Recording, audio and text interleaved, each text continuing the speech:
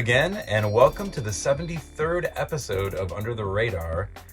Today, I'm very excited to get into the album that I'm going to be covering, but before I get into it, I want to just bring up a couple of things. Number one, I know I've been pushing this hard.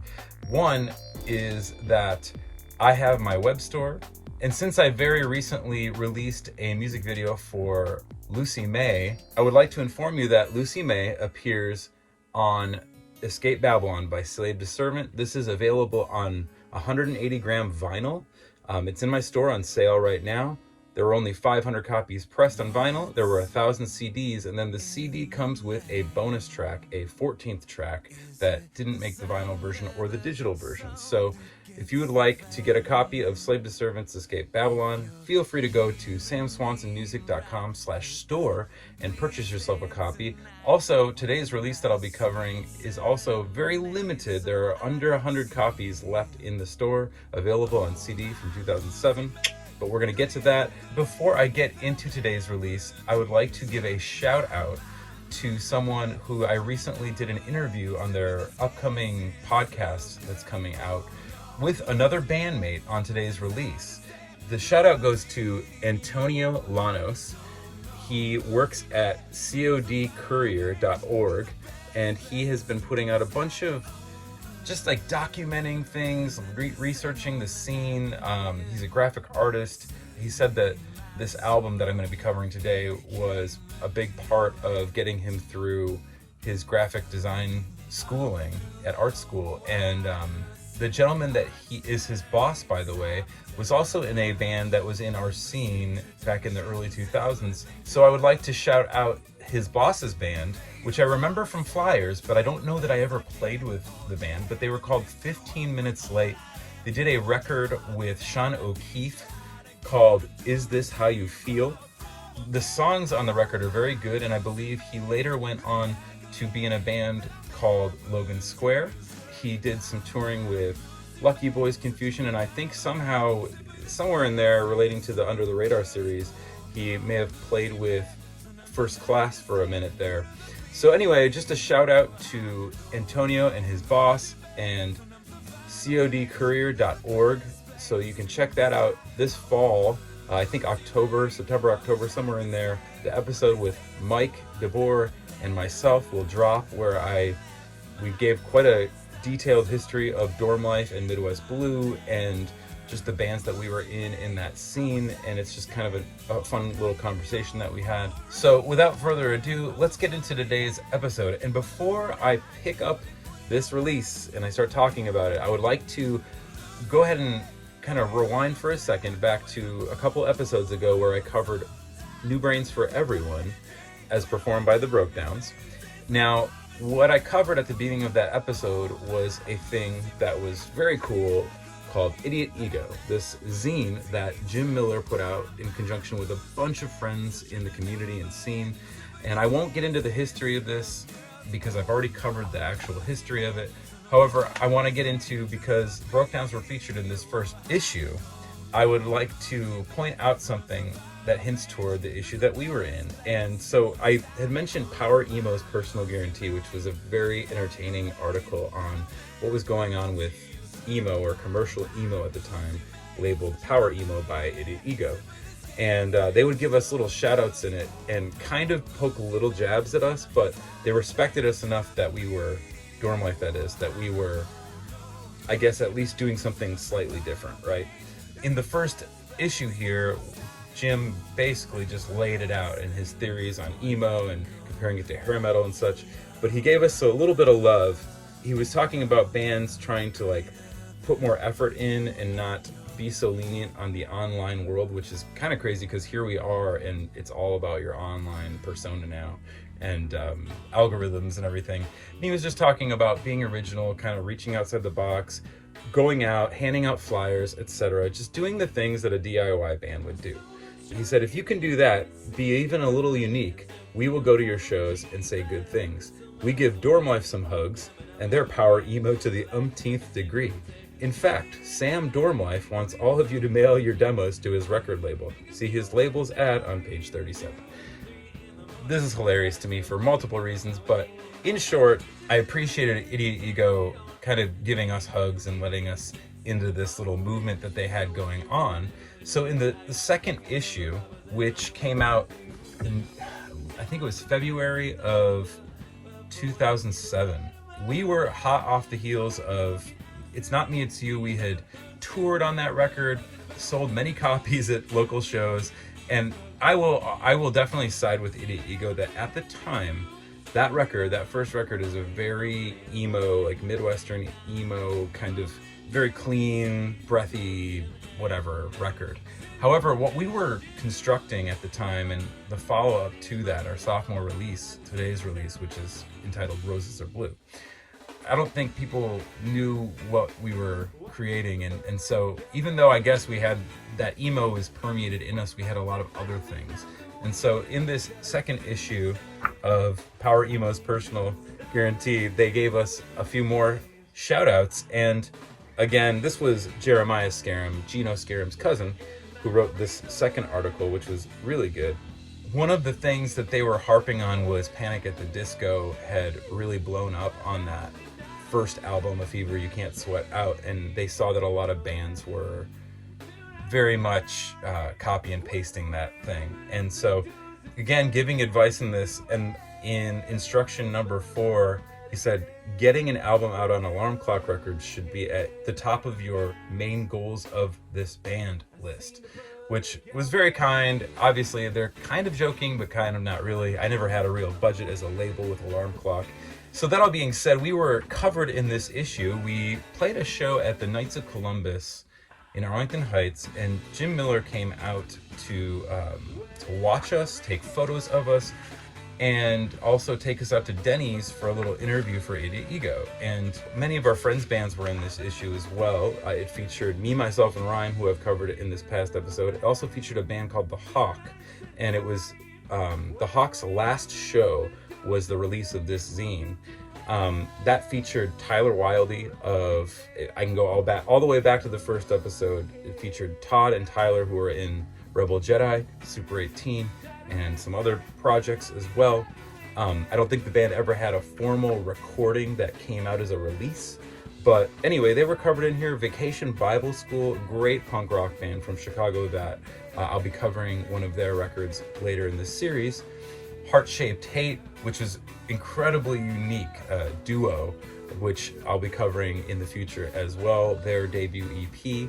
And so I think this is the only real official band interview that Dormlife ever did in print, all 4 of us, with the actual core members, the actual original members who played on the records, etc. And I think what's cool about this is that you get to know Phil a little bit more, I can't say enough good things about Phil Kalis and his skill set as a bass player, as a writer, composer. Just his influences really brought out this other dimension in our band. And love it or hate it, whatever we did in our time together, Phil brought it to the next level. I remember discussing with Jim Miller during this interview that we weren't going to be playing any more songs off of It's Not Me, It's You, and he thought that was a mistake for me to say that, but we were in a period of reinvention, and we had kind of developed a sound to a degree, but we wanted to do something different on this next record. And that is where we're going to go ahead and get into today's release.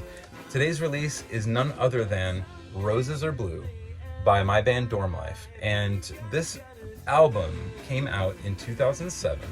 This was, I believe, late 2007. It must have been October, I think it was. We had toured so much prior to this record on It's Not Me, It's You as a trio, and when we got back from tour, we were already playing half of the songs off this record were already written. We were working on them, we were kind of hashing them out live, and we decided that we wanted to record a new record in 2005. But we did some pre-production with Craig Baker thinking, hey, we're going to do a follow-up record. And we just weren't that happy with what we got. It just didn't shine the way we wanted it to. We even thought that the debut album sounded better than the demos that we did that were new songs. And so it just became evident to us that we wanted to try something different. So what we ended up doing was we took 2 of the songs and we made samplers of the two that we thought were the catchiest and the best off of the demo that we had cut of the 5 songs with Craig Baker, and we started just passing them out. And I think we did that all of 2005, 2006, until 2007 hit, when we were about to get Roses Are Blue finished up in the studio with Brian Peters. That leads me to the next thing. Phil Kalis, our bass player, was best friends with Brian Peters, who had his studio in Barrington, Illinois at his parents' house. And Brian was in the Paul Wertico trio. For those who don't know, Paul Wertico was the drummer of Pat Metheny Group, which is a group that I love. Letters to Home was one of my favorite records as a child, and it was such an odd way that I got into that record, but I used to listen to that album at my parents' house on the CD player and just be laying on the carpet vibing. And so it kind of was a no-brainer for me at the time, being a big fan of Pat Metheny Group, like we should try something different. Like, I love jazz. A lot of my chord structures are very jazzy. So before I get into this process of recording Roses Are Blue, we had done 5 songs. This is before From Under the Cork Tree came out. This is before Panic at the Disco came out. We had at least half this record completely written and demoed. Before I went on the Plead for Peace bicycle tour, which I've mentioned in past episodes, Phil got his MacBook out and recorded us on his laptop. I think there were 4 more demos that we did of newer songs, and I had 1 more to write, and I think the one that I was writing was Shady Avenue. So basically, the bike tour is where I finished Shady Avenue, and by the time I got back in fall of 2005, we had the entire Roses Are Blue record written and sort of pre-produced, if you will. Like, we had little demos. I've been thinking about maybe posting the demos of the record before we released them. Maybe doing that on our Bandcamp page, just for the diehard Dormlife fans out there that might be interested in hearing what got us to there. Anyway, working with Brian Peters was an amazing experience. I did things in the studio that I wasn't used to. Like, Brian would be like, why don't you try to do a third harmony? Why don't you try to experiment with this? Like, he really did play producer, whereas prior to this, it was really self-produced. Everything was very self-produced that I did. I went for whatever I felt, and Craig Baker kind of acted as an engineer who could kind of do post-production on the mixes and do the right effects and things like that. He did a good job for what he did, but Brian brought us to the next level as far as bringing another ear in, and he played some keys on the record, some MIDI, some programming. He really made us shine on this record. Not to mention, we just had played a lot of these songs out live and taken our time, and while I think we would have loved to put out a record in early 2006, I think we benefited from playing out with these songs for a couple of years. Side note, I have a lot of footage of the band on tour, performances on another YouTube channel that I don't even think I currently have access to. But I also have the videos backed up on a hard drive, and at one point I was working on a Dormlife documentary that I wanted to make one day, and I had filmed some interviews for it, but I kind of gave up on it, and I don't know if I'll ever pick that idea back up, but these episodes become such a great way to just document everything. That all being said, coupled together with Brian Peters producing us, and having more time to absorb other influences before finishing the tracking of the record, especially vocally for me, was very helpful. This record, I will say, while the Red Album, It's Not Me, It's You, episode 55, for those who have not seen it, you can go back, you can get the whole history of the formation of Dormlife on that episode. But my voice was quite breathy and a little more emo-y, and I hadn't quite come into my own yet, and I was still developing what was to come. Roses Are Blue, to me, there's not much in the way of breathiness on this record. I was just really wanting to belt a lot on this record and show how powerful I could sing. I think that Mike also shared that sentiment. The Red Album was a lot more mellow. This is a very lively record. These songs are poppy, very energetic songs. If you played them with electric guitar, it would be like a Motion City record or something like that. But as far as influences are concerned, I will say this. We had done some touring on It's Not Me, It's You. Then we played a lot of local shows. Then I did the bicycle tour. Throughout these endeavors, these shows, these traveling experiences, these times of growth as human beings and as artists, I came across different music. And we're talking about, again, pre-Cork Tree, pre-Panic at the Disco era. This is when The Academy was releasing Almost Here. Just to give you some context, historically speaking, when Phil, Mike, and I went on tour on the Red album, Phil had brought along a couple of albums that really changed the way I listened to music. Largely, they were cleaner records. It wasn't loud, distorted guitars. They also had a lot of groove to them, some funk in them. Those records were Summer Camp Nightmare by 3, who we would later open up for after touring on It's Not Me, It's You, and Pinback's Summer and Abaddon. So those two records sort of jolted me at the time and made me not really want to listen to a lot of rock.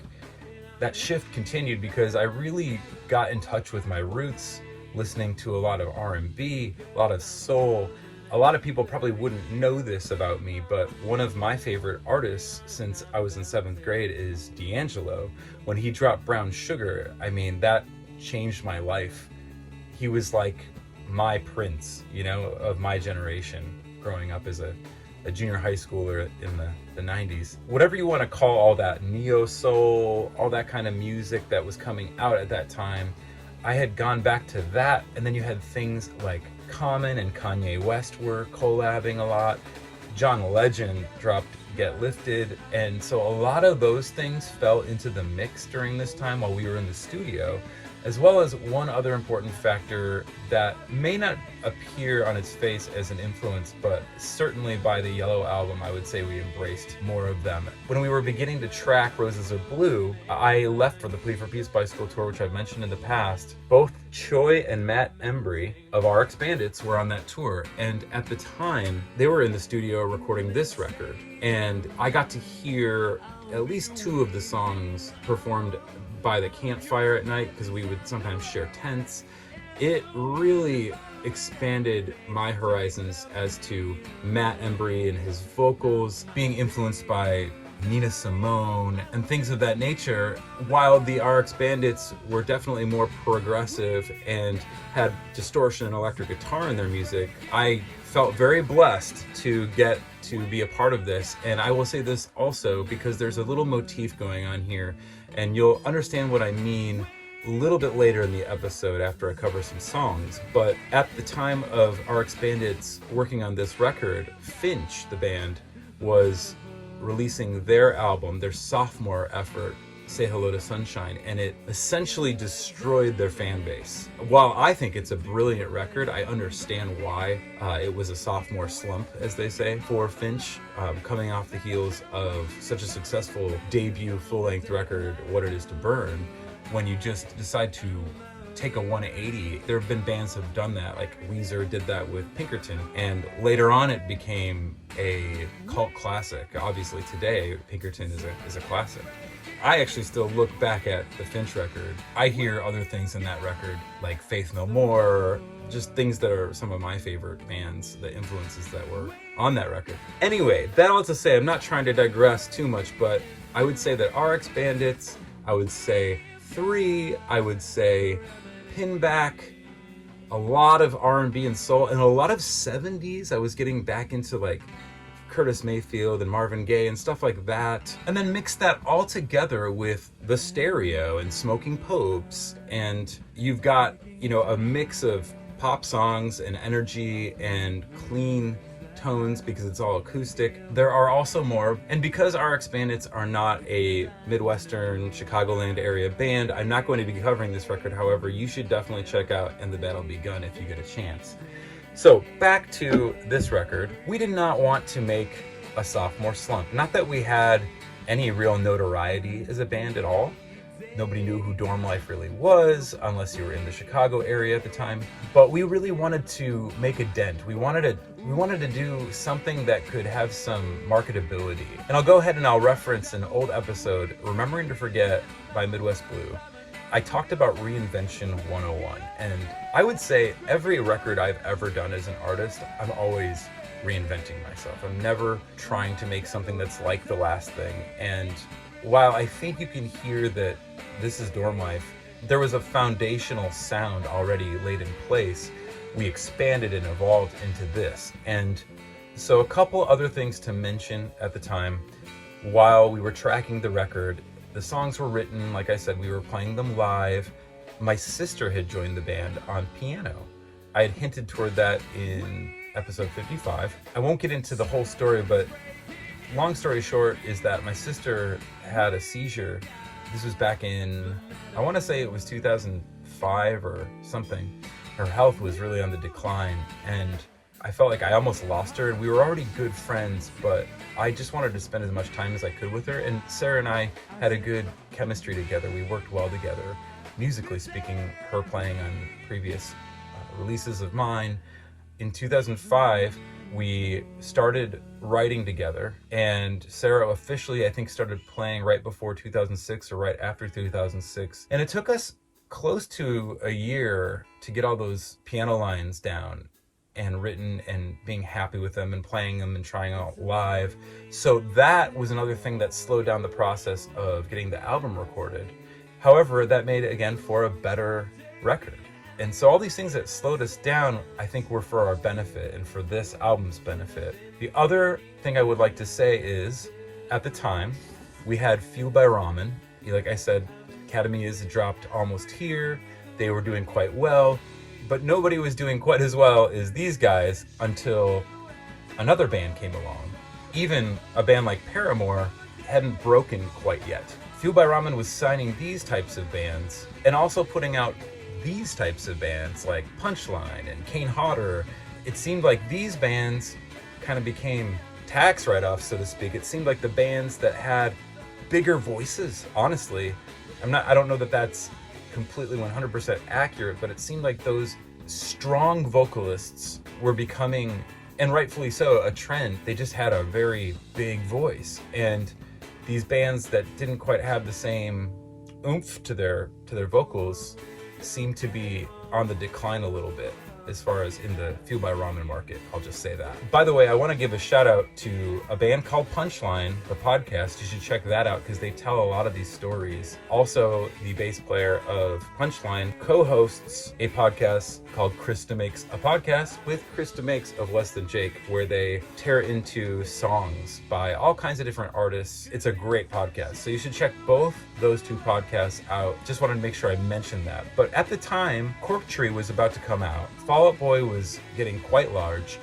Sugar We're Going Down had dropped, I think, around the time we officially were doing pre-production for our Roses Are Blue record. So we were seeing the blow up of Fall Out Boy. In addition to them, Head Automatica had put out their first record and was soon to release their second one while we were in the studio recording Roses Are Blue. I would say those types of bands were closer to like what, at least vocally speaking, where I was at sonically. And then something happened right when I got back from the Plead for Peace bicycle tour, a band called Panic at the Disco came out. And that changed everything, because I remember, side note, back in the AOL Instant Messenger days, AIM as they called it, I remember being, buddies with Johnny Minardi on there and just kind of messaging him after the bike tour, telling him a little bit about my experiences and asking how his endeavors have gone at Fueled by Ramen, because I think he had been there for close to a year at that point, maybe not even. And he was just telling me that the phones wouldn't stop ringing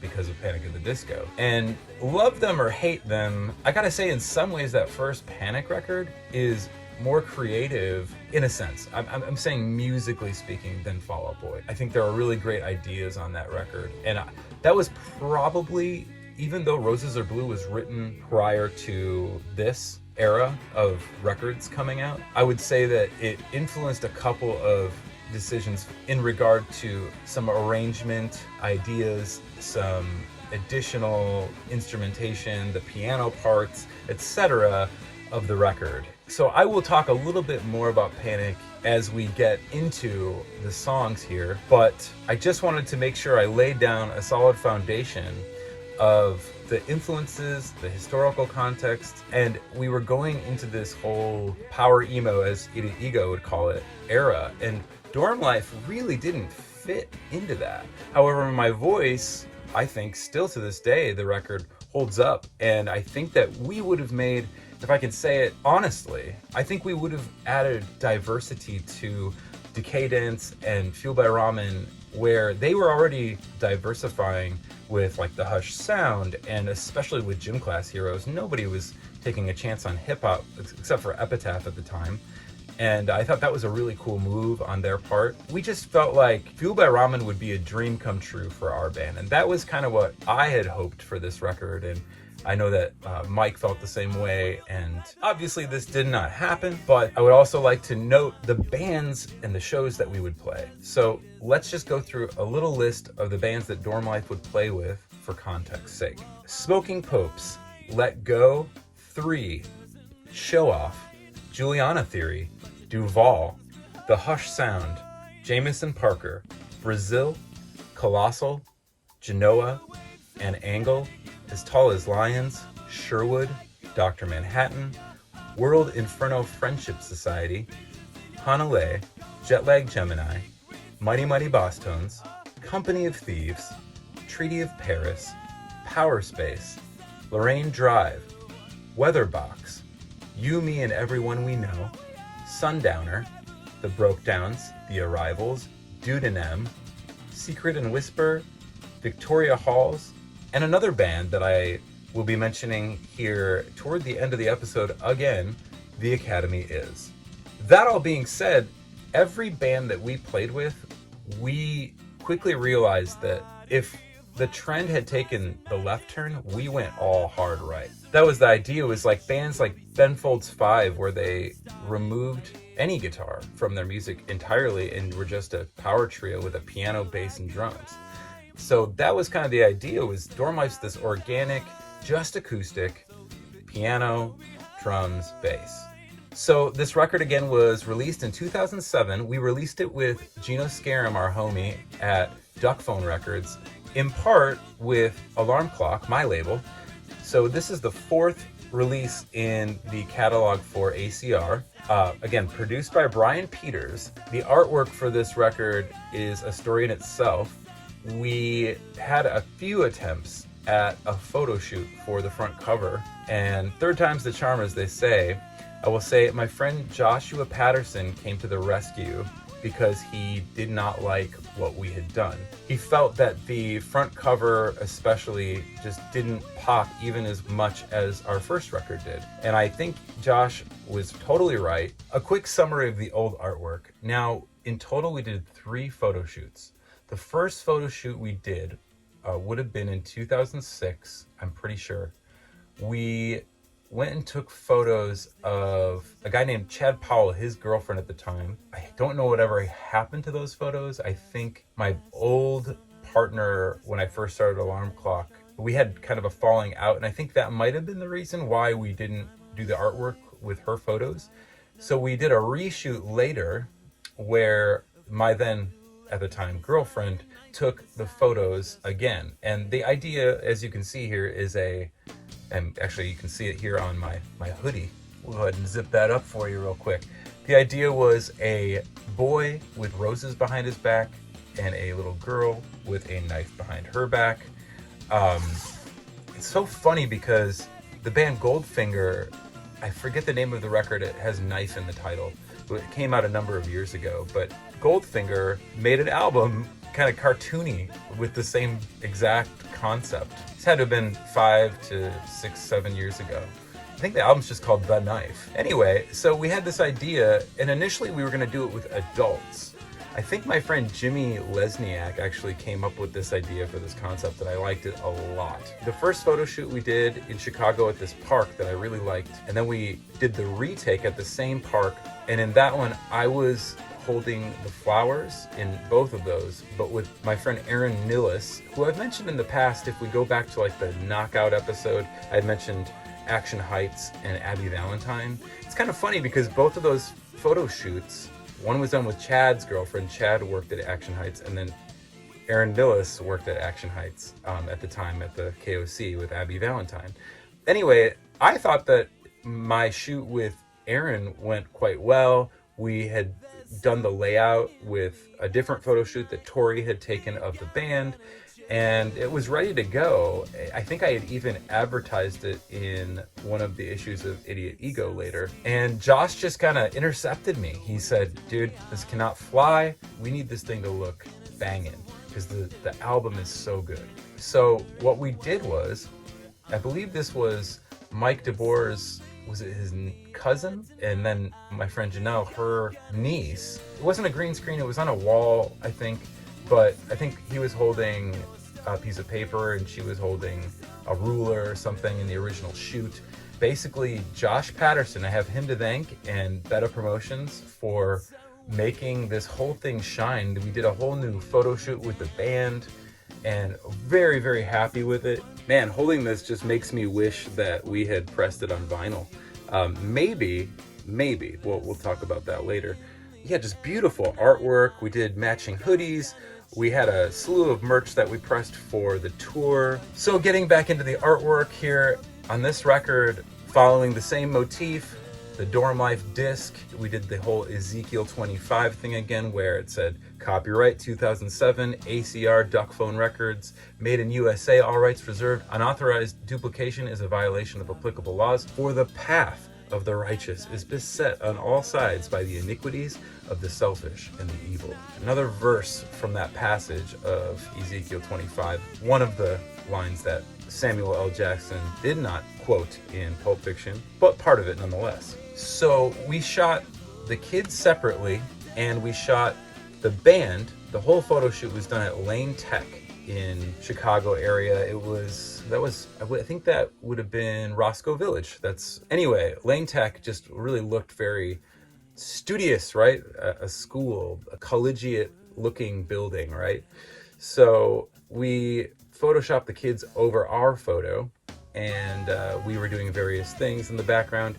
You'll also see that above Phil, there is a hidden Dormlife logo in the window. And following in the same formula as Red Album, we had one song on the record that the title ended up being a movie quote. And in this one, it was Rocky Loves Emily, which is a quote from the film Three Ninjas, which probably didn't age so well according to most people's standards. However, that was a childhood favorite of mine. And funny enough, my kids love Three Ninjas. They will get that movie out once or twice a year and they want to watch it. And there's something endearing I feel about that film. Personally, I always wanted to be Rocky. Well, most of my friends wanted to be Colt. So I will try not to digress any further, and we will now start to get into the songs that make up this album. So let's start with the opening track on this record, a song called Medicine.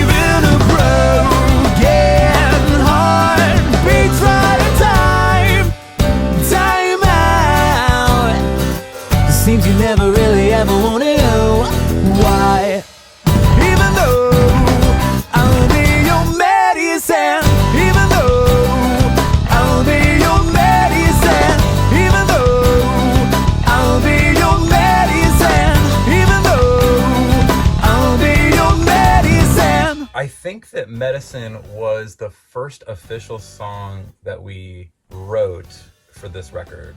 I may be wrong. I may have been playing around with Making Time to Waste, and actually I would think I was working on Aurora Borealis. There were some things in the works, but Medicine was this magical song that came to us just spur of the moment in practice. Most of the time I would have to sit on my own and just let songs come to me, and this one came in practice just from jamming in 6/8 time and trying to do my best Jamie Wolford impression on the choruses. This was one of the songs that was originally recorded with Craig Baker as part of those 5 as pre-production that we just weren't really that happy with. We didn't feel it came out the way that we wanted it to.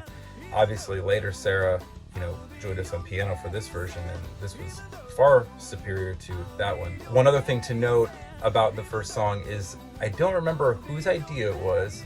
It was either Brian's or it may have been mine. We had the idea to make it like this was a movie, like a cinematic adventure. Like the whole record was very cohesive, very energetic, soulful, and we wanted it to feel like you sit down for the whole experience. So what we did was we took one of those projector sounds at the beginning of like an old film, on reel, that would beep. And so it had the 3 beeps at the beginning of this, and then it ends the final song on the record with 1 beep at the end. Something to note that I didn't say in the artwork before, but a film that I think I've mentioned in this series before, probably my favorite movie for various reasons. I won't go into the reasons why because this is going to be a heck of a long episode, but one of my favorite films is Punch Drunk Love. And I was trying to go for like that motif too. I was really into John Bryan at the time. I loved his soundtrack, specifically Here We Go off of this record, and all of the instrumental music he did for this film is what initially got me into John Bryan before I even realized who he had produced, like Fiona Apple and Elliott Smith and so many other artists that I'd already listened to. But you can see aesthetically, I like that silhouette where you can see the heart that almost forms in between them, and I wanted something like that with this record. So thank you, Paul Thomas Anderson, for making one of my favorite films. By the way, I bought this for not even $5 in a bin at Walmart. I think in 2004 I found it, and it's still shrink wrapped. So one day, I'll pop this sucker out and watch it again on VHS for my first time. That all being said, that song is very off-kilter. The drumming on it, sometimes just because Mike's influences are in metal, a lot of it, there are moments, especially in that song, that remind me a little bit of like System of a Down, even like on Toxicity. The song Toxicity is in a kind of 6/8 time signature, and I don't know, there's just, maybe it's his fills, I'm not sure, but it's just my opinion. Again, Mike brought this completely different energy, especially with Phil on that bass. Sarah with all the key lines, and then I just got to be a powerhouse and be a soul singer and just hit the acoustic on those down strums, and I was really happy with that song. Ironically though, we would close with this song, even though it was the opener on the album. We reversed it at our shows, and we would always open with Leaving Through the Windshield first, and then we would close with Medicine. And something about Medicine, I just remember even the first time we played Medicine, I remember kids walking away singing the chorus, and I was like, man, we wrote a good one. Again, like these things, you can't plan like good songs or songwriting. I really don't think, maybe there are engineers out there who can, maybe there's AI that can program it, but for me, it's always been just being in the moment, being present and open to receive that download almost, being a vessel, being a conduit of it. And the next song that I'm going to play is the first single off of this record that we filmed a music video for. This song was also, it just felt like it was brought to me. I don't even think I had a guitar part. The vocals came to me. And it's an incredibly catchy song. This song is called Choke. There's something in the air tonight, I think I'm gonna choke.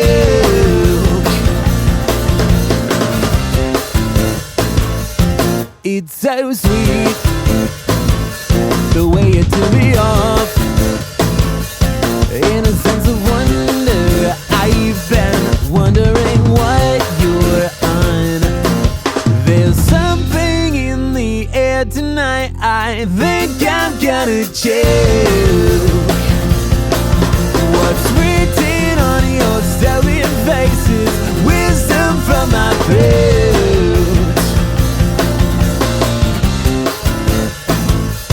It's so bland, the way you hold me down. In a sense of wonder, I'm just wondering who else you're on. There's something in the air tonight, I think I'm gonna choose what's written on your stolen faces, wisdom from my roots. Now, Choke, again, like I said, the vocal hook, the chorus hook came to me. There's something in the air tonight, I think I'm going to choke. That came to me first, and I had to figure out the chords for it. But I remember humming that into like an old flip phone that I had a limited, finite number of voice memos on. Man, what a time, right? That would have been in 2004. This was about the time that Academy had signed to Fuel by Ramen and was about to start touring with Fall Out Boy, and they were recording Almost Here. There was just this energy in the air of excitement, of friends bands signing to other labels, and I just felt like this was the one. Like if I was gonna push a song on this record, this one it gets you from the start. If I can compare it to anybody, I would say that going back to my Smoking Popes days, I Know That You Love Me by the Smoking Popes off of Destination Failure, one of my favorite records of all time. That song starts off with the vocals first. And I had done that on Going With My Gut off of our first record, but this song in particular had more of a Smoking Popes kind of vibe to it. It was more of a cut time, although the bridge to it definitely goes polyrhythmic and ends up being completely different than the way the rest of the song's form is. And with all the goodbyes, I'm screaming out at the top of my lungs. I'm baptizing sins from your lips, but it's not helping. It's not helping. No, it's not working. It's not working. So wait in line. So wait in line. Wait for your turn, and I'll wait till you burn. If I'm commenting, I would say that my Smoking Popes influence, and then even Piers, I would admit that when I heard Fall Out Boy's Take This to Your Grave for my first time, and I heard Grand Theft Autumn, Where Is Your Boy, I thought that was genius that Patrick started the song out with singing the hook and then going straight into the guitar and everything. So I like that idea, and I would say that both those songs in particular were influences on how I arranged that song at the beginning. Now, the video we did with Mike's brother, Wyatt Elliott, and Wyatt had a company called Notebook Entertainment. He's been quite successful with his little series called FML. I think we were his first music video, and I think we might have been the beginning of the official Notebook Entertainment brand. But I remember collabing on the video, and it's a little campy, especially now, and it's very lo-fi video. It almost reminds me of an old Blink-182 like Eminem's video, like that old stuff that they did, but it's funny. It's a funny little kind of clever video. And then Wyatt also shot a video for the song Choose Your Weapon, which I'm not going to play today, not because it's not a great song, but I have bigger fish to fry off this record. But you can go see both those videos on YouTube for Choke, and then you can see Choose Your Weapon, which Mike, I believe, wrote that one, and Mike starred in that one instead of me. The next song I'm going to cover is, to me, not maybe radio single material, but it is definitely like an album cut. Like it's like a strong album cut, and I feel this way about two songs in particular. So this one is called The Shortest Conversation I Ever Had Was With a Bullet. I seen the bullet coming from miles and miles and miles away, just to say, and you thought you were safe. With it in my retort, my skull collapsed into my brain, and then you said good day, 'cause you knew that tonight's the night when they'd open up the doors and say welcome to hell. But I was already here with you there. I seen the bullet kill me from miles and miles and miles and miles away, just to say, and you thought you were safe. With it in my return, my skull collapsed into my brain. And then you said good day, 'cause you knew that tonight's the night when they'd open up the doors and say welcome to hell. But I was already here with you there. You'll try to make sense, I know you'll try to make sense, but you can't make sense when you ain't got none at all. You'll try it your way, you'll try to get me out your way, but you can't get your way without a getaway. You'll try, you'll try, you'll try and try, so try to forget, to remember to forget it. What a wild ride that song is. I don't know how many different genres or subgenres we span on that one. I especially really like the kind of ska reggae bridge that we put in there. And I will say, this is when Panic at the Disco had dropped that first record, and that bridge I think wasn't fully written, and I definitely I will admit it, like I took some influence from some of the stuff that they were doing, not necessarily on the reggae idea, but just some of the vocal patterns and things. I was like, oh, that's a cool idea, and the keys that Sarah and I would compose together. Also, huge into Head Automatica. A lot of people have told me over the years that my voice sounds a lot like Daryl Palumbo. Glassjaw's Worship and Tribute is one of my all-time favorite albums of all time. It's just like Desert Island record. It is ridiculously good and highly underrated, I think. But the first Head Automatica record definitely informed influence on that song in particular. Another thing I remember about composing that song was that I think in that one we had a different vibe. Like it was a way more energetic, like pre-chorus that was going on with it. And Phil was the one who said we should let it breathe and we should just have you strum a chord and let me kind of go on the bass. And then we created all these piano lines that were really pretty. That was one thing I will say, like, Phil spoke up. I always tried to listen because he had very unique ideas that I hadn't quite thought of. And there's another one coming up at the end of this on the last song that if it weren't for Phil, like, that song just wouldn't be what it is, the ender on this record. But we'll get into that. Moving on, the next song that I feel is a strong contender, like an album cut. It was the last song, I believe, to make the record that was written. It's called Shady Avenue.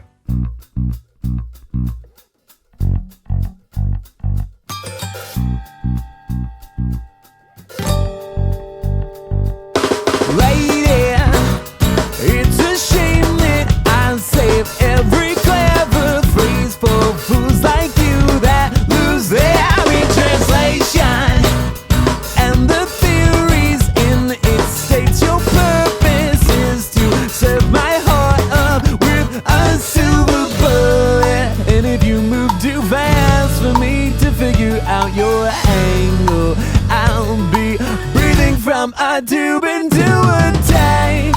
You're gonna make my day. If you take my breath away, I'll owe you everything, but you'll never get paid.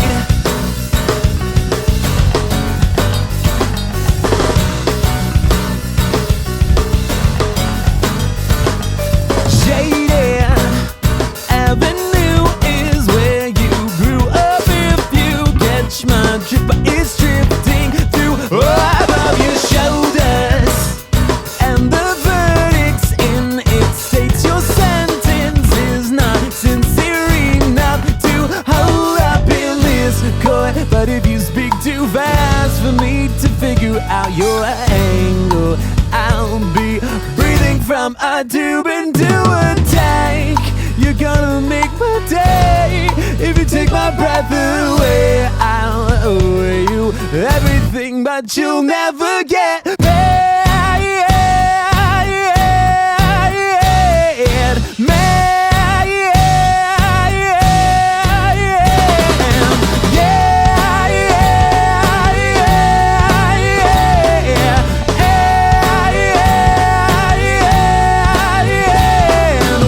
That song was so fun to play live. I love I guess I'd call it a bridge. And that's another thing I wanted to discuss. Now, I could write a good verse, a good chorus, And I think I had done that in the past on records, and occasionally I would write a good bridge, especially in Midwest Blue, not really big on bridges, just little breakdowns and such. What I started to notice as I walked away from a lot of rock music, and at least modern rock music and emo music at the time, and got more into the soul stuff, I realized that a timeless song, if I'm going to write or even attempt at trying to write something that will live on, I feel as though it needs to bring you to another place. And that's where that bridge comes in. So I'm pretty sure that every one of these 10 songs on this record has a bridge, and it was well plotted out, whether it was just me or it was a band effort, really thought about the bridges and the melodies and the chords and the dynamics. And that song, Shady Avenue, that breakdown, whatever that you want to call that,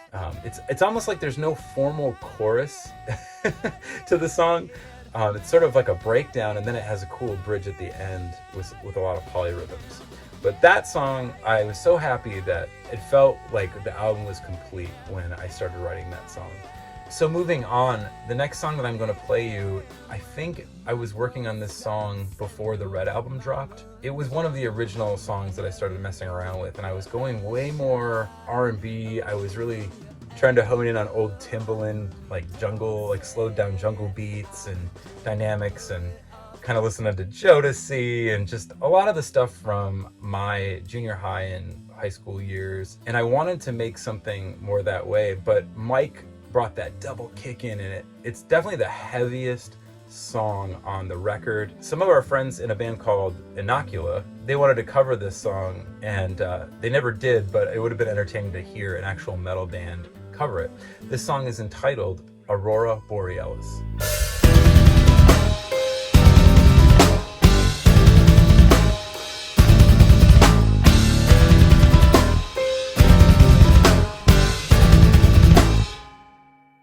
And it's the way that we compete, like it's some kind of contest, playing games that I've been made to play. And I'm not gonna lose this one to you. And it's that fabricated nonsense that we skip through every single day, on a daily basis, fashion display. And we ain't going out in style without a fight. Send me to heaven tonight. Send me to heaven tonight. Before you know it, I'll be calling your name like I was in there already. Aurora Borealis, things that you're mine, girl, in the most metaphorical of ways. And by the way, I'm on my way. You know this much is true, 'cause you're the reason for the smile on this X-face of loneliness, in a fashion not so easily displayed. And it ain't going out of style without a boot to the face. So send me to heaven tonight. Send me to heaven tonight. Before you know it, I'll be calling your name like I was in there already. I think that probably is the closest thing we ever came to sounding like Glassjaw. Again, the acoustic Glassjaw vibe on that track. A lot of people said that to me when we would play that song. That was also originally recorded with Craig Baker, and we just didn't feel like it resonated. And again, Brian Peters for the win on so far, Choke, Medicine, Aurora, and then the next two songs that I'm going to be covering were also part of the original demo that we did with Craig Baker. This song is entitled Making Time to Waste. It's a long way down, but I'll go up if you ask me. It's a long shot taking out your innocence, she said. And I've been making time to waste. I've been counting every lethal breath you take, 'cause it's a shame you had to waste all the glory of your day on that one-way ticket to an early grave. With these words I'm condescending, yet been failing to mention the last time will still be your time.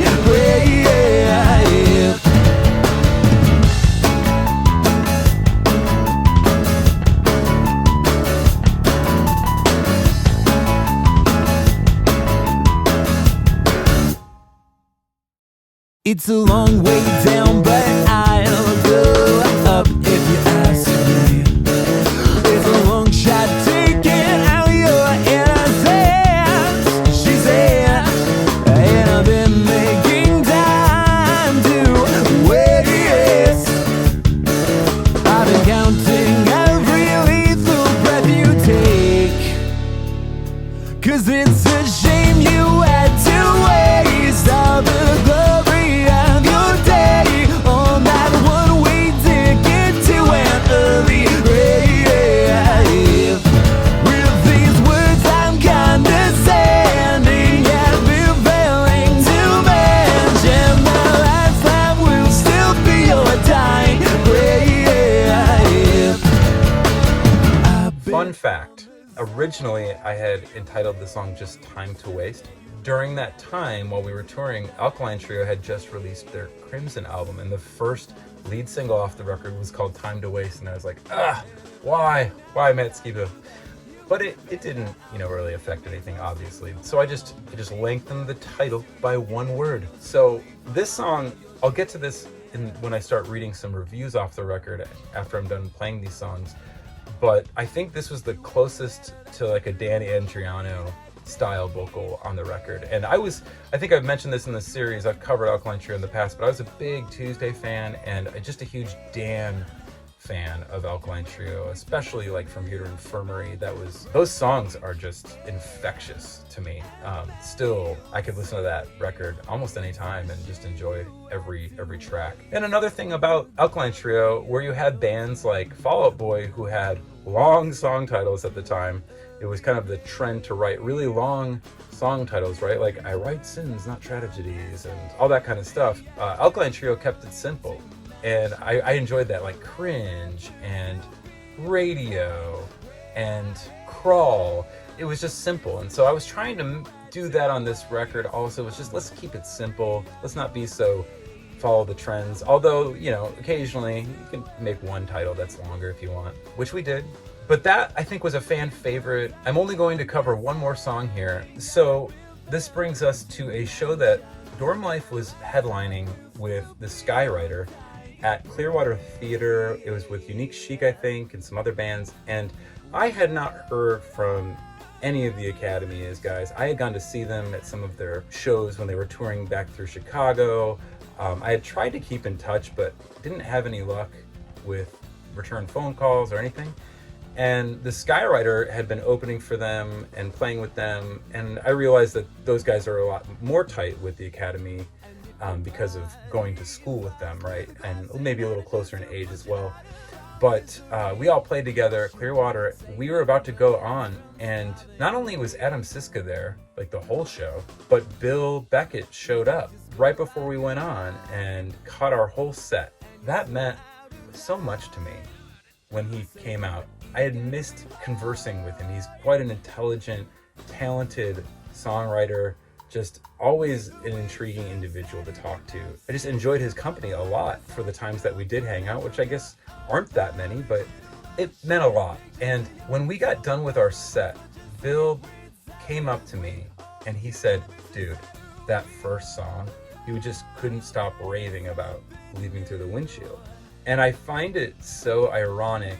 Obviously I didn't say anything to him about, the content, but my inside, like, I felt guilty. Like, I was like, wow, you love this song, but I wrote it about how I felt about you and other bands that I had talked to in the past that seemingly had just, forgotten about me and my bandmates and, whatever type of acquaintanceship or possible friendship that we might have had. And yeah, it made me feel guilty, so I made a decision to not record Almost Here in the lyrics for this. Just as these roses are blue, waiting for you, it stood inside a vase of glass that somehow reminds us all that your time is drawing near. So it didn't make it, and I'm glad I didn't do that, even though I wasn't nice in a lot of the other content. That being said, he took me out to Denny's with my then girlfriend, and then started inviting us all to come to his new house that he had gotten, and they were writing their follow-up record, which was vastly different without the other members in it. and I got to hear some of those demos, just as I was able to hear 2 of those songs from the RX Bandits record that I had mentioned way earlier in this episode, before they were officially mixed. And he played me some demos that they were working on and said, hey, we're like working on this stuff and we're really into like the replacements right now. And I was like, oh, this is very intriguing. They were doing the album with Butch Walker. They hadn't quite begun sessions, they were just writing. So we started hanging out a little bit here and there when they had time to hang out. They didn't do almost any gigs, no shows, no tours for the better part of a year there while they were writing and recording what would become their next album, Santi. And this record, honestly, like a lot of people dogged it. At the time, it didn't resonate. I still feel like the opening track, Same Blood, is, I know like Johnny Minardi will say, I've had this conversation with Johnny before, and I remember when it came out at the release show, him being like, yeah, it's not a single though. Maybe not according to your standards, but I still think that Same Blood is a great song. But I do see why, it didn't do as well. However, mad thank you to Adam Siska for calling me. It was at a time when I had just lost my job at this court reporting place that I was working at, and it was just it felt like life was kind of going meh, but we were finishing up Roses Are Blue, and he called me up to offer me a spot to open their show, and it was sold out at the Metro. By far the biggest show that we ever played. There are about 3 on my list, and 2 are with the Academy. So what we did in preparation for the Santi release show is we got a new song at the time, Shady Avenue, and then the studio version of Choke as well. And we made these 2 song samplers, again with the artwork that would have been the photo shoot that was for the original artwork before Betta came in and Josh Patterson helped us out. And we hand numbered these with a silver Sharpie. There were 999 copies, and we got rid of almost all of them at the Metro, being like a 1,200 capacity venue, and just handing them out at the merch booth and throwing them from stage. I think I have footage somewhere on YouTube of this, but mad thanks for the opportunity to do that. I think we had hoped that there would be a little bit more going on, but falling in line with Sophomore Records and Sophomore Slumps, Santi just I think, was it Rolling Stone gave it like a... Stone gave us 2.5 stars! Yeah! It was quite a poor rating, and it just wasn't accepted. I will say, Bowls in Brooklyn and Same Blood are my favorite songs off this record. There's a B-side called, is it 40 Steps or 20 Steps? I forget what it's called. It's a really great song.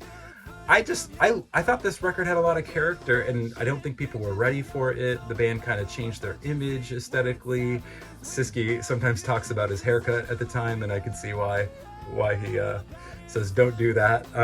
I will say that for the record, when they paid us, I took the money. We only made $100 from the show, which I was fine with making nothing, but they paid us $100, and I went out. This is right when iTunes was like the leading thing, and people weren't buying physical media there in 2007. So I went and I bought the 3 versions. There was like a Walmart version, a Target version, and I forget what the other version was. And they had various, one had a DVD, one had a bonus track, one had like something else. I took the whole amount of money and I bought, more than that money. And I went and bought like 10 copies of it with that money and sent it to family members and friends, and I really liked this record, and I do understand again why it didn't do so well, but I do think it's been overlooked, and I would compare it again, like just as Finch's Say Hello to Sunshine is in its own right a really amazing record, I think this is an amazing record. I really do. It's just a totally different style. There are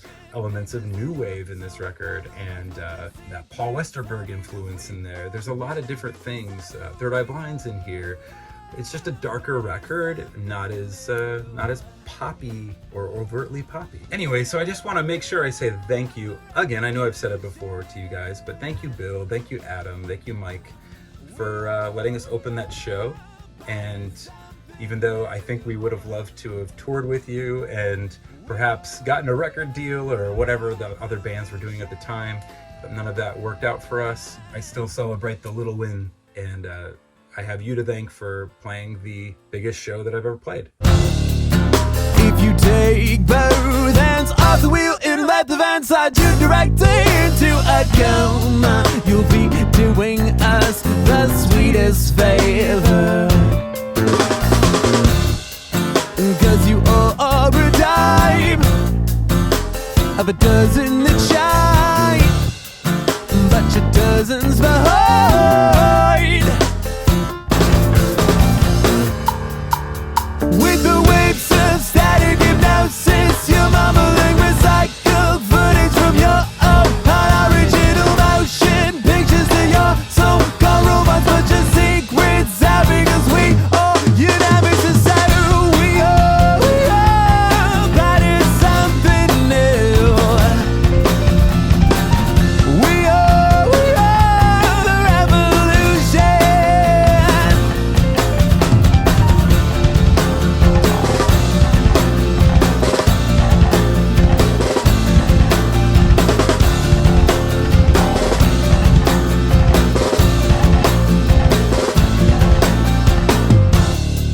And if your body flies through the glass and manages to put you out of our misery, ouch, you'll be saving birds from starving later.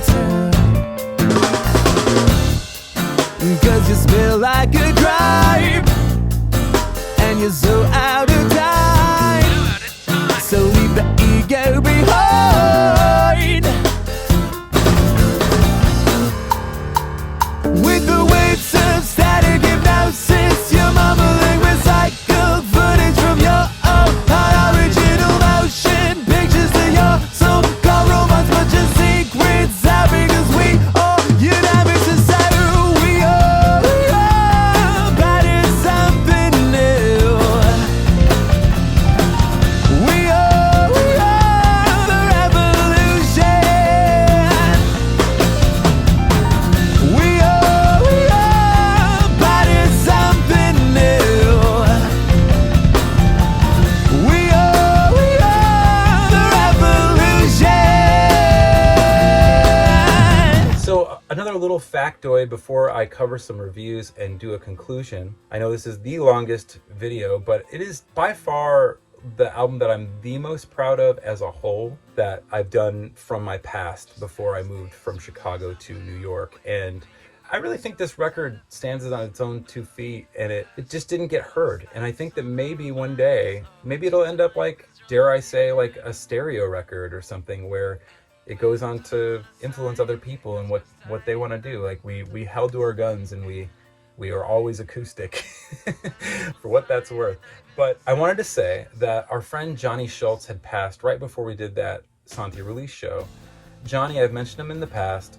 He had brain cancer and he got operated on, and he lost his memory, like in the sense of his short-term memory was terrible. He couldn't make new memories. It was almost like Finding Dory to a degree, but his long-term was great. The repercussions of this were that he just wasn't the same quick guy that everybody knew, and I think a lot of people were really sad about it, and most people just didn't hang out with him anymore.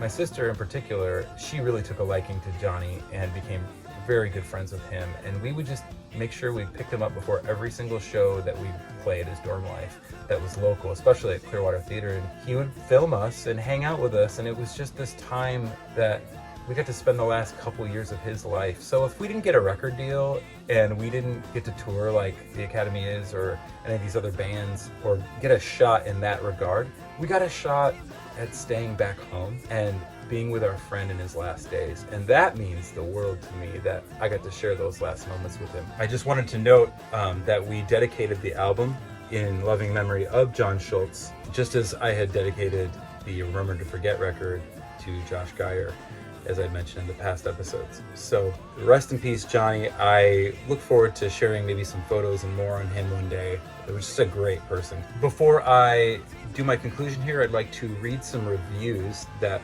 were published on behalf of this record.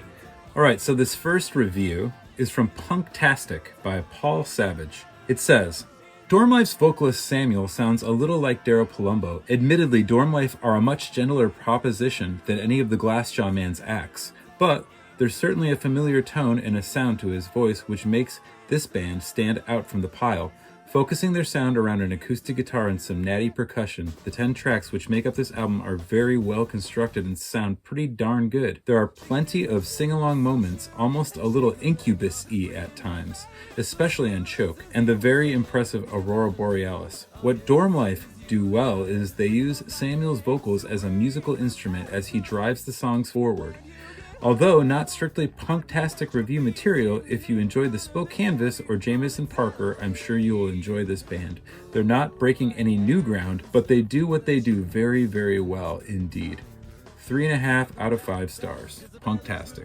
Thanks, Punktastic. I think that's very interesting because Incubus is a comparison that I get a lot, and I also get the Daryl thing, and I think, yes, I'm influenced by Daryl, definitely, but I'm also a huge Mike Patton fan. And I think that's where you get Incubus and Glassjaws from Mike Patton. So it makes sense that they would compare me to those. I thought it was also interesting to note that it wasn't exactly punktastic material. Again, we can't really classify this band. They don't really fit into this, like what we do, you know. And we just never found our place. Something also that we stand by is the fact that we're a band. You know, all of the players are very accomplished, and we were writing songs that were maybe just not simple enough, maybe a little too complex in ways as well as far as the instrumentation. This one is from Minor Seventh, and it's Tom Semioli. I think I really enjoyed this one, actually. This was very in-depth. We are what we pretend to be, so it's somewhat fitting that Dormlife, 3 guys and a girl from Chicago, have never actually resided in a dormitory. Yet the songs which comprise their buoyant sophomore release certainly reflect topics most prevalent in the lives of many post-adolescent collegians. That being romance, self-identity, and uncertainty. Dubbed acoustic pop in their press bio, Dormlife is much more. Bassist Phillips, they only use their first name, bassist Phillips' fretless lines afford the tracks a jazzy veneer akin to Tony Franklin, Fernando Saunders, Jaco Pastorius work in the pop realm. Sarah's flowery piano accompaniment runs the gamut from classical to jazz to rock. Tori Amos, Mike Garson. Drummer Michael holds it all together, laying down a fierce backbeat. See Red Hot Chili Peppers' Chad Smith. Or coloring subtle harmonies a la Paul Motion, whenever necessary. The success of this band, however, rests on the shoulders of singer, acoustic guitarist Samuel. Blessed with an expansive vocal range to further his supple melodic phrases, Samuel is certainly in a class with some of pop's best theatrical crooners. Rufus Wainwright, Ed Harcourt, and Duncan Sheik, to name a few. His guitar playing is fairly straightforward, strumming on the downbeat in root position, which is the perfect approach as his mates flex their chops on each track. The shortest conversation I ever had was with a bullet emerges as a virtual Dormlife Greatest Hits collection. Punky staccato verses, a lush chorus worthy of Sinatra or Bennett, and a ska bridge straight out of London circa 1979. If you only read the lyrics, leaving through the windshield, you'd likely guess it was written by Morrissey on caffeine. However, Samuel's winsome falsetto, Sarah's cinematic arpeggios, Michael's rapid-fire snare fills and halftime groove, plus Phillips' growling lower register pedal tones coalesce into an alluring mini-rock opera. Phillips' plucking provides a sharp edge to Choose Your Weapon. Samuel steps out a bit in the intro to Making Time to Waste, fingerpicking until Sarah renders a catchy, repetitive motif to prepare the listener for the rollicking rhythm section. Despite its relative brevity, there's a lot to digest on Roses Are Blue.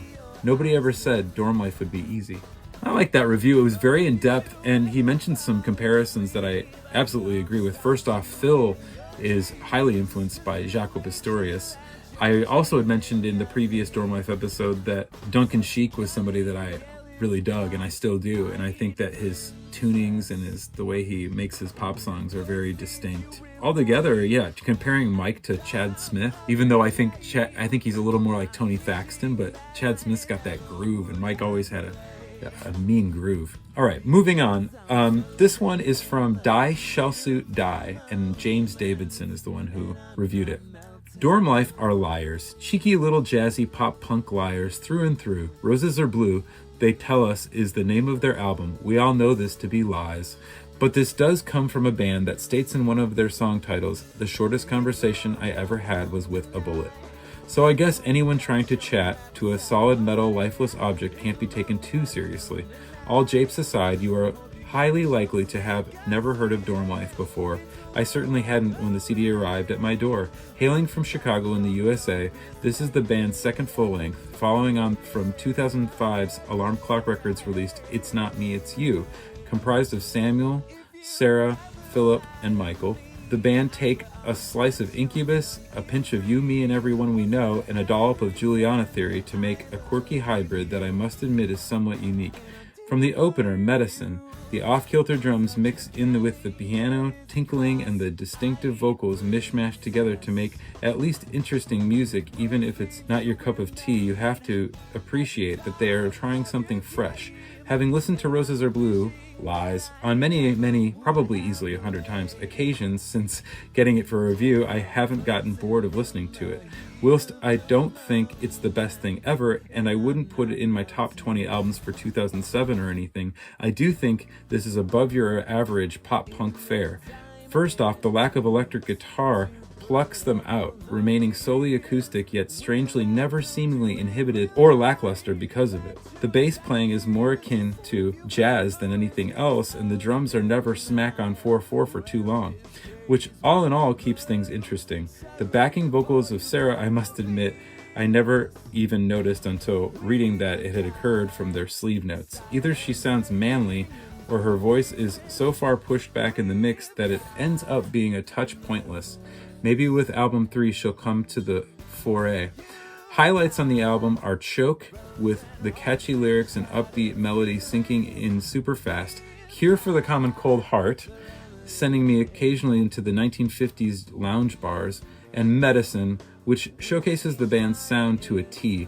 Not everything is absolutely brilliant, and it's not quite the finished article yet, but in terms of introducing themselves to the world, this is a great starting block. Great review from Die Shell Suit Die. He pointed out Cure for the Common Cold Heart, which was, again, not one of our most common songs, and I really, in hindsight, found that to be probably my second favorite song on the record as a whole. Pointing out also that we sounded like a pop-punk band with acoustic guitars. Maybe there's some of that accuracy there. Compared us to Juliana Theory and You and Me and Everyone We Know, which is funny because I don't really hear that, but I guess I hear more You, Me, and Everyone We Know. We were actually acquainted with that band and played with them as well. And then him talking about my sister Sarah and her backups, he's right. She didn't sing the backups. All the backups were done by me. She did them live, and so did Mike. So he was actually dead on about that. All right, got a few more here. The Illinois Entertainer, very small little blip here. On Roses Are Blue, orchestral rockers Dormlife comb Kane County ghost towns for mixed musical cues, rescuing Dan Andriano's abandoned Tuesday Weep and some fretless bass tips from a Borders jazz section. It almost works. Undermining ambition is Samuel Swanson's frequent vocal overage, though in contrast to the push-push Elvis Costello hot mar of the CD, Making Time to Waste approaches the brilliance of Menomina with melodic, democratic, savant pop detail. And that was Mike Meyer from Illinois Entertainer, and I thought it was great that he pointed out Tuesday, because Making Time to Waste absolutely is very in that vein of Tuesday and Dan Andriano. Also pointing out Elvis Costello comparisons, and probably his best point was that I was doing vocal overage, and I think that was while it was a very strong suit on the record, it was also a weakness because I didn't really do a whole lot of breathiness. And that's something that I gained back when I got to our final record, Mustard is the New Ketchup. So, moving on. This one is from the Celebrity Cafe, Ray Anderson. If you're looking for the perfect gift for your teenage daughter this holiday season, look no farther than Roses Are Blue, the sophomore release from pop band Dormlife. Clean vocals and power acoustic guitar playing are this band's trademark sounds, and they mix together nicely. Whether singing about trying to save a relationship or waxing over a broken heart, Dormlife has put together a nice collection of pop songs that anyone can enjoy. All right, that's fair. This is a nice little kind of basic, non-detailed review. This is probably one of my favorites. This is from Evan Thorne, who actually is an acquaintance of the band. He was writing for Beep Central at the time in DeKalb, Illinois. From multiple self-organized nation-spanning tours to opening up for the Academy Is at their Chicago CD release show last year, the unique pop formula of Dormlife is one step closer to the ears of everyone who matters with a stellar Roses Are Blue.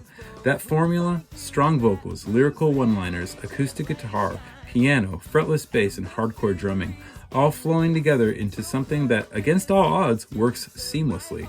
Vocalist, guitarist Samuel Swanson's songwriting has matured since the group's previous It's Not Me, It's You, and the addition of his sister Sarah on piano has filled out the group's sound tremendously.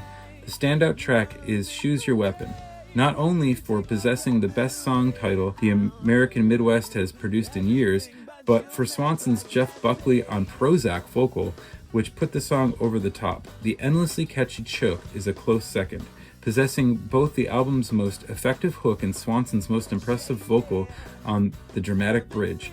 Shady Avenue desperately needs to be included in a movie, while The Shortest Conversation I Ever Had Was With a Bullet desperately needs a music video of its own. All in all, this album doesn't sound like a quality release with the confidence and swagger of an established band. It sounds better. More specifically, it sounds different. Most, if not all, acoustic-driven projects will slip an electric into the mix for texture or dynamics or something. Dormlife doesn't need to. In fact, an electric guitar would sound as out of place on this record as Rafi on a Metallica disc. In fact, something about the mix of acoustic guitar and piano and drummer Mike DeBoer's double-kick drumming makes Dormlife's effervescent pop hit harder more than most metal bands, while remaining pretty enough to play for your grandmother. That's not to say that the album is perfect. The opener, Medicine, while a pop gem in most aspects, suffers from the weakest chorus on the album. Aurora Borealis is nice, but in comparison to the rest of the album, forgettable. Cure for the Common Cold Heart just as something vaguely awkward about it. But none of these is enough to take away from the feeling of elation that comes from listening to this collection of songs. As with any band, there's no telling what the future holds for Dormlife, but if Roses Are Blue is any indication, they should be in for one killer ride. Beep Central. Thanks, Evan. I appreciate that review. That was a good one. There is one more review that we had gotten for the record from sending out press packs. We had one from MySpace, of all places. Anyway, this is a very short little blurb, but nonetheless, at the time, MySpace was all the rage. If you weren't on MySpace, like, you weren't with the times. So here's what they said. For some people that have never lived in a dorm, they make it sound like a good time. Dormlife is an acoustic power pop band from Chicago with explosive beats and lyrics that will keep you tapping right along with the band.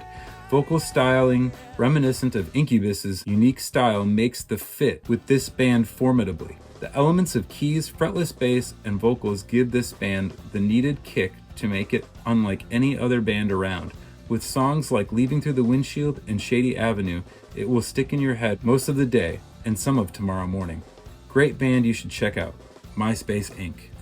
Back in the day when you'd send out CDs for press and hope for a good review or some sort of press that you could pass along and get heard of by different fans and people. Yeah, it was just a different time, but maybe we're not the most unique band ever, but certainly we're different for the time. I'm very proud of what we came up with on that record. I look forward to covering more material in the future. So in conclusion, just want to say thank you for making it this far. If you've made it through my long-winded little report on probably our best record in our catalog for Dormlife, Roses Are Blue. I'll be covering a couple more releases, the Mustard is the New Ketchup album, and our split 7-inch with Dr. Manhattan in the future. And I look forward for the next episode where I'll be covering Brian Peters and Paul Wertico, their album Ampersand together, which will tie in with this very nicely. So thank you again for staying tuned. And in other news, I'm just getting ready to go to New York and do a bunch of gigs right now, so I'll be very busy, and I probably won't be putting out quite as many episodes over the next month, but I hope to get back at it as much as I possibly can. And in the meantime, check out my store. You can buy Roses Are Blue on CD. There are less than 100 copies. You can go get it there physically. It's also on Bandcamp. You can maybe try Discogs if you want to go there as well. But definitely check out samswansonmusic.com/store. I appreciate that very much. And I will have more news for you soon. Also, watch Lucy May on the YouTube channel here, and pick up Escape Babylon if you like that song. It's probably the closest song that I have that represents the Dormlife style, that acoustic, style of the song. Anyhow, as always, I appreciate the comments, the emails, the interaction, and I hope that this brought you some value. I'll be back soon, and thank you for your time.